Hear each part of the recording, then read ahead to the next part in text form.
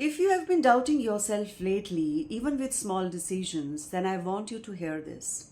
You're not broken, you're not weak, and you're not failing at life. It's just that you have stopped listening to your own inner voice. There comes a stage in many people's lives where they feel confused and they don't know what to do. So they keep asking their family, their friends, their relatives, the internet to know what they want to do. So if you have been going through something similar and all of this sounds familiar, then this video is for you, because today I am going to talk about how to rebuild trust in yourself without forcing confidence and without pretending to have it all figured out. Before we dive into understanding how to build self-trust, let us first understand how does self-trust disappear in the first place. We human beings are not born doubting ourselves. Self-doubt is something that is learned. Self-doubt is learned when you are being constantly compared, when you are being constantly corrected, when you are being constantly told what is right instead of being asked what feels right for you. So eventually what you do is you stop trusting yourself and you start believing that the rest of the people know better than you.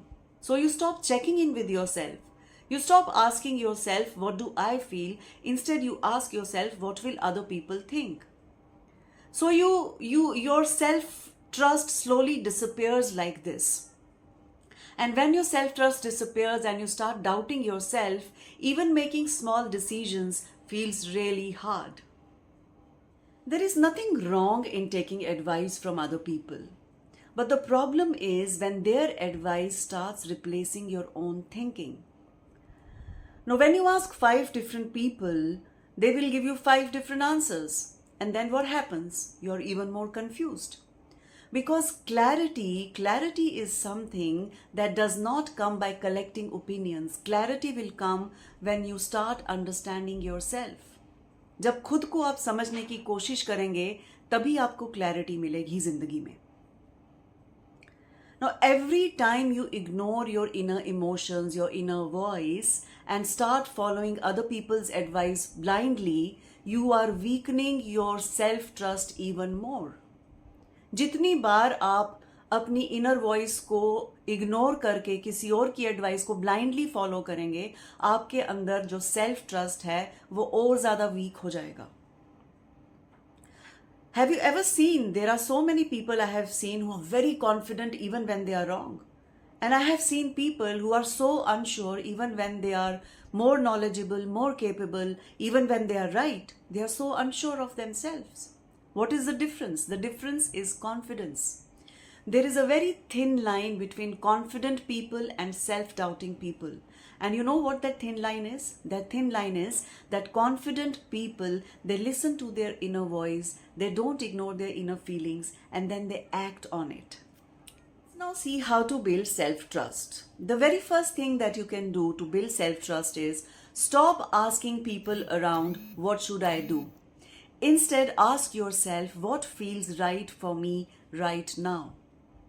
For example, if you're choosing between 2 jobs and you're confused, stop asking everybody around which option should I choose. Instead, ask yourself which one feels lighter and better when I imagine myself doing it on a daily basis.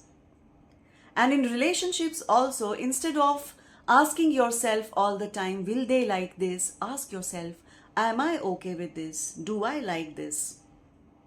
So this small shift, these are very small shifts, but when you bring these small shifts into your life, you will see that your self-trust will slowly start to grow. Because your self-trust grows when you give your inner voice a chance to speak again. Another important part of building self-trust is learning how to respond and not react. If something triggers you, it could be a message, it could be somebody's tone, it could be a comment, it could be a situation, it could be a person. The very first instinct is to react immediately. But what I have realized is that instead of reacting instantly, if we take a pause before our response, it matters a lot.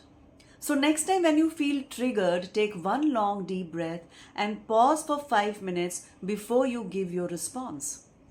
Now, for example, if you receive an upsetting email or an upsetting message, instead of responding immediately out of that reaction or the emotion that you're feeling, I want you to take a long, deep breath and wait for 5 minutes. And during this 5 minutes, this pause, ask yourself, what is it that I actually want to say?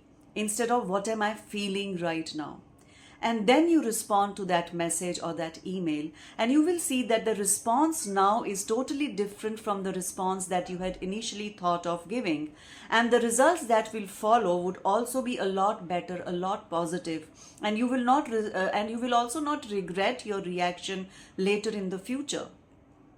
See, pausing does not mean that you're avoiding your emotion. It means you're not allowing your emotion to control your action. Pausing also does not mean that you're weak or you're avoiding the issue. It means that you're giving yourself time to choose a better response. Calm people are not emotionless. Calm people have learned how to slow down and then respond in a more mature manner. You will see when you use this technique of pausing before responding that things will start feeling different, and people's perception of you will also start changing for good. One more thing that affects your self-trust is comparison. Comparison, according to me, is the biggest disservice that you can do to yourself. Comparison is a trap. When you compare your life with other people's life, you suddenly start doubting yourself even if you're doing well. You wake up in the morning, the first thing that you do is start scrolling social media, start checking other people's achievements, start checking other people's progress, and suddenly you start doubting your own journey. You start doubting yourself. You start feeling less about yourself, your life. Comparison usually does not mean that you're failing. Comparison usually means you're consuming too much information. So here is a very simple thing that you can try to escape all of this. I call this protecting your mornings. Your morning is the most important time of the day. So decide, no social media, no Instagram till breakfast. Wake up early in the morning, sit for some time quietly, if possible, meditate for 5 to 10 minutes, plan your day ahead, let your mind wake up on its own quietly, slowly, and that sets the tone for the rest of the day. You will actually see that during the rest of the day, you will not feel so rushed. You will feel a lot calmer during the day. When you practice this on a daily basis, avoiding social media first thing in the morning, protecting your mornings, when you start actually protecting your mornings, you will see that your mind will start becoming quieter and quieter, and you would be able to listen to your inner voice more and more. And as we discussed earlier, jitna bhi aap apni inner voice ko sunenge, the more you listen to your inner voice, the more self-trust you will start developing, you will start building. So, I want to leave you with this. Self-trust is not loud confidence. It is quiet steadiness. It is the feeling where you say, I don't have all the answers right now, but I will figure it out anyways. You can build self-trust by listening to your inner voice, by making small decisions on your own, by pausing before responding, by reducing all the noise and comparison. Take one small step at a time. Be gentle with yourself. If you've been doubting yourself lately, if you've been feeling unsure about yourself lately, I want you to be gentle with yourself. Because you're not lost. You are just trying to find your way back to your own voice.